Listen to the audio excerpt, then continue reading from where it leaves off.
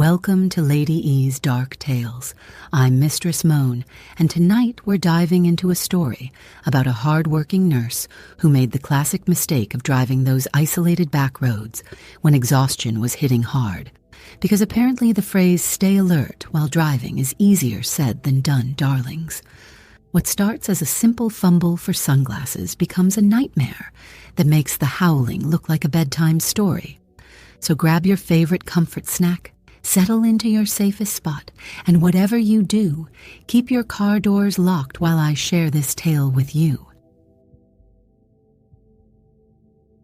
I would like to clarify something before I share what occurred that night in September 2003. I was 24, working as a nurse at a rural Wisconsin hospital, and I considered myself pretty grounded in reality. I dealt with blood, trauma, and life or death situations on a daily basis. I wasn't the type to see things that weren't there or make up stories for attention. But that night changed everything I thought I knew about what's possible in this world. I'd just finished a brutal double shift. My colleague had called in sick, leaving me to cover her patients along with my own. By the time I finally got out of there, exhaustion had settled into my bones like lead. The clock on my dashboard read 11:47 p.m. as I pulled out of the hospital parking lot. Evanescences bring me to life, keeping me company through the speakers. See, the thing about working nights in a small-town hospital is that you get used to being tired. You develop this autopilot mode where your body keeps functioning even when your brain wants to shut down. That's exactly where I was that night. Running on fumes and muscle memory, just trying to make it home to my apartment. The road I always took was this winding 2-lane stretch through farmland and patches of forest. During the day it was peaceful, almost scenic. But at night, especially when you're alone and exhausted, it felt different, isolated, the kind of place where your imagination starts working overtime if you let it. I was about 15 minutes from home when I reached for my sunglasses to block the glare from an oncoming car's headlights. Sounds weird, I know, but those high-beam LEDs were becoming more common, and they could blind you even at night. I kept a pair in my purse specifically for situations like that. Well, naturally, the moment I took my eyes off the road to fumble around in my bag, the glasses slipped right out of my fingers and disappeared under the passenger seat. I muttered something that would have made my mother wash my mouth out with soap and slowed the car to almost a crawl so I could lean over and fish them out. That's when I saw it. About 50 yards ahead, just off the right side of the road, something large was crouched over what looked like a deer carcass. At first glance, my tired brain registered it as probably a bear. Wisconsin has black bears, and while they're not exactly common in that area, it wasn't impossible. But then the thing stood up. Now you've probably seen bears rear up on their hind legs before, either in person or on nature documentaries. This was different. This thing rose to its full height with the fluid confidence of something that was supposed to be upright, something that belonged on 2 legs. I'm talking 8 feet tall, easy. Maybe more, and the build, I can't emphasize this enough, was wrong for any animal I knew. Too human-like through the torso and shoulders, but with arms that hung too long and ended in hands that were clearly designed for tearing things apart. The headlights caught its face as it turned toward my car, and that's when my rational, medically trained brain just stopped working. Because what looked back at me wasn't a bear, wasn't a wolf, wasn't anything that should exist. It was like someone had taken a human skull and stretched it, elongated the jaw, filled it with teeth that belonged in a nightmare. And the eyes, God, the eyes, glowed with this sickly yellow light that had nothing to do with my headlights reflecting back. I sat there for what felt like hours but was probably only seconds, my hands frozen on the steering wheel, trying to process what I was seeing. You know that feeling when you're looking at an optical illusion and your brain keeps trying to make sense of it. That's what this was like, except instead of a harmless picture, I was staring at something that was very clearly staring back at me with what I can only describe as intelligent malice. The creature, and I'm going to call it that because I don't know what else to call it, picked up the deer carcass like it weighed nothing, just grabbed it by what looked like a hind leg and hefted it over its shoulder. The casual strength of that movement was almost as disturbing as everything else. This wasn't some clumsy monster from a B movie. This thing moved with purpose and control. Then it threw the carcass at my car. I'm not talking about dropping it or tossing it aside. I mean, it wound up like a baseball pitcher and hurled a 150-pound deer carcass directly at my windshield with enough force to make me question the laws of physics. My training kicked in then, the same reflexes that had gotten me through countless medical emergencies. I cranked the wheel hard to the left, felt the tires lose their grip on the asphalt, and watched the world start spinning in ways that definitely weren't good for my continued health and well-being. The car went sideways, then backwards, then into a slow-motion roll that gave me way too much time to think about how this was probably going to end. I remember the almost surreal moment of watching my purse and the contents of my cup holder floating in midair as gravity decided to take a vacation. When everything finally stopped moving, the engine was making that ticking sound engines make when they're not supposed to be running anymore, and I could smell gasoline mixing with the metallic scent of blood and the earthy smell of the forest floor. My legs were trapped under what used to be the dashboard, and my left arm was bent at an angle that arms definitely aren't supposed to bend. The pain was incredible, the kind of pain that makes you understand why people pass out from shock. But I couldn't pass out. Not yet. Because somewhere in the distance, I could hear something moving through the underbrush, and it was getting closer. Look, I've been in plenty of scary situations. I've worked trauma cases where people came in looking like they'd been through a blender. I've had to tell families that their loved ones weren't coming home. I thought I knew what fear felt like. But sitting there in that crumpled car, listening to branches snap under something heavy making its way toward me, I learned the difference between being scared and being prey. The first time it appeared at my passenger window, I almost convinced myself I was hallucinating from blood loss, because the alternative, that this thing was real and had followed me down the embankment, was too much for my rational mind to accept. But then it tapped on the glass, not clawed at it, not pounded on it, tapped. 3 deliberate knocks, like someone asking for permission to come in. The intelligence behind that gesture was somehow more terrifying than if it had just started trying to smash its way inside. I could see its face clearly now, pressed against the window. The features were wrong in every possible way. Too long, too sharp, too knowing. When it tilted its head to study me, the movement was unnaturally fluid, like a predator calculating the best angle of attack. Then it smiled. I want you to really think about that for a moment. This thing, this impossible fusion of human and animal that shouldn't exist, looked at me trapped and bleeding in that car, and it smiled.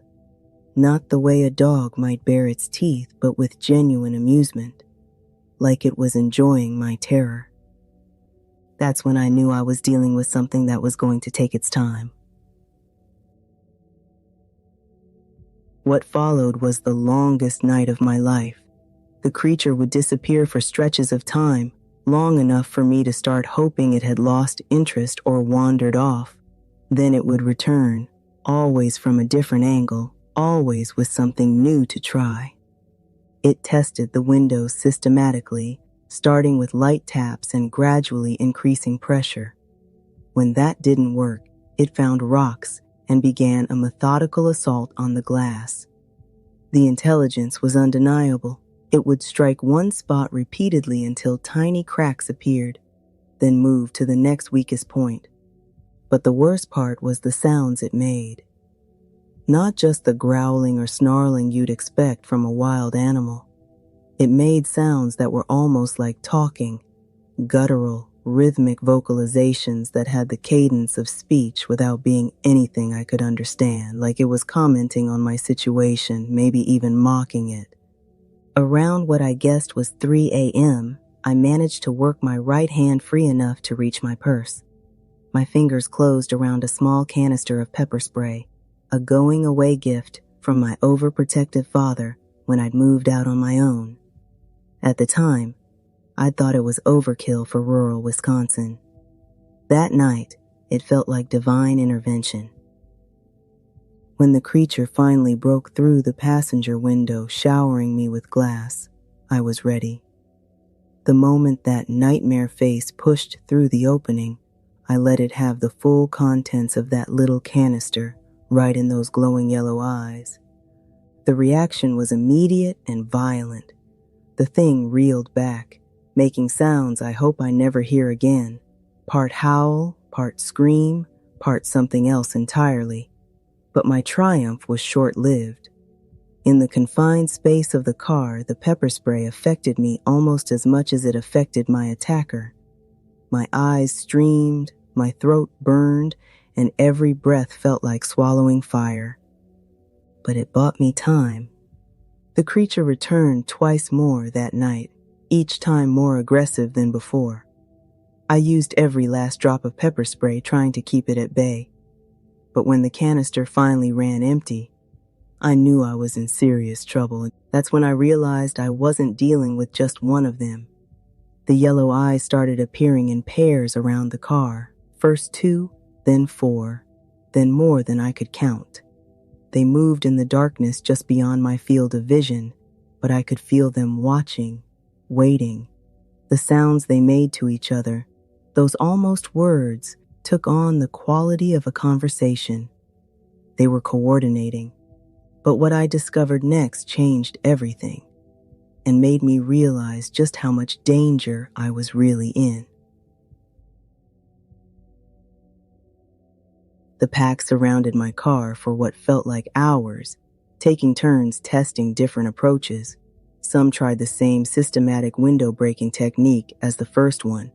Others attempted to rock the car, apparently trying to flip it completely over. One particularly enterprising member of the group figured out how to work the door handles and nearly succeeded in getting the driver's side door open before I managed to hold it shut with my one good arm. But the worst was when they started laughing. I know how that sounds. I know you're probably thinking the blood loss and trauma were making me imagine things. But I'm telling you, these creatures made sounds that could only be described as laughter. Not animal vocalizations that happened to sound like human laughter, more like hyenas, but different. The laughter sounded like actual, intelligent, malicious amusement at my situation.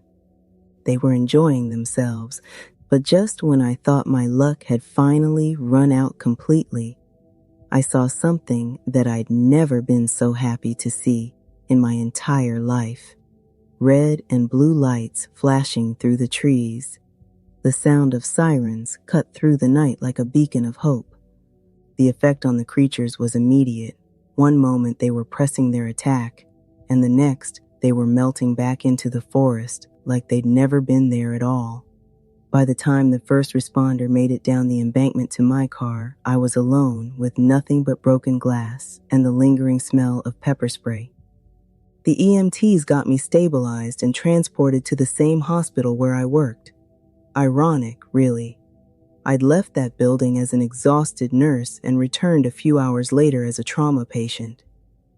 The injuries were extensive but not life-threatening. 2 broken legs, a fractured arm, multiple lacerations, and a concussion that explained away any confused statements I might make about what had caused the accident. The official report blamed the crash on driver fatigue and listed my injuries as consistent with a coyote attack after the fact. The doctors explained that coyotes were known to investigate accident scenes and might have gotten aggressive when they encountered an injured person. I didn't argue. Who was going to believe the truth? But 3 days into my hospital stay, one of the responding officers came to visit me.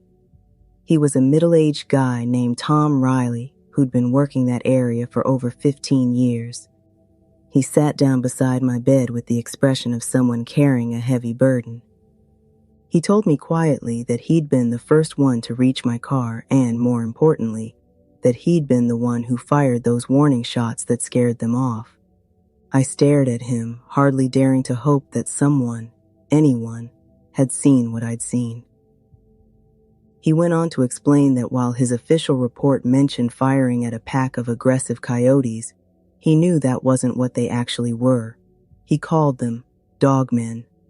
The relief I felt in that moment was overwhelming. I wasn't crazy. I wasn't alone.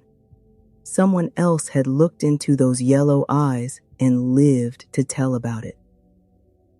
Officer Riley confided that he'd encountered the creatures twice before during his career, always in similar circumstances. Lone travelers on isolated roads at night. Both times, he'd managed to scare them off with gunfire and sirens, but he'd never been able to get anyone to believe his reports. After the second incident, he'd stopped trying. That was 17 years ago, and I still think about his words. I've moved away from Wisconsin and chosen jobs that keep me in well-populated areas, and I avoid rural roads whenever possible, especially at night. But sometimes, when I'm driving home late from work and I see those lonely stretches of highway disappearing into the darkness, I remember the sound of claws on glass and the intelligence behind those glowing eyes. See, that's the thing about encountering something that shouldn't exist. It changes you in ways you don't expect.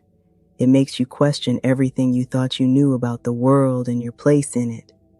It makes you realize that there are things out there in the dark that are smarter, stronger, and far more patient than we are. So the next time you find yourself alone on a dark road, maybe take a moment to check your mirrors. Pay attention to those shadows at the edge of your headlights. And if you see something that doesn't quite look right, something that moves wrong or stands wrong or watches you with too much intelligence, don't stop to investigate, because some questions are better left unanswered, and some things are better left undisturbed. And so, my beloved audience, we've reached the end of tonight's tale. And thankfully, our nurse had the survival sense to pack pepper spray and actually use it when those nightmare creatures came calling. Her quick thinking would make any movie heroine proud. She knew how to fight back from a trapped position instead of just screaming helplessly. Now here's the real question for you, sweet things. If you found yourself trapped and surrounded by something that intelligent and predatory, would you keep your wits about you like the woman in tonight's story? Or would you panic and make those classic horror movie victim mistakes?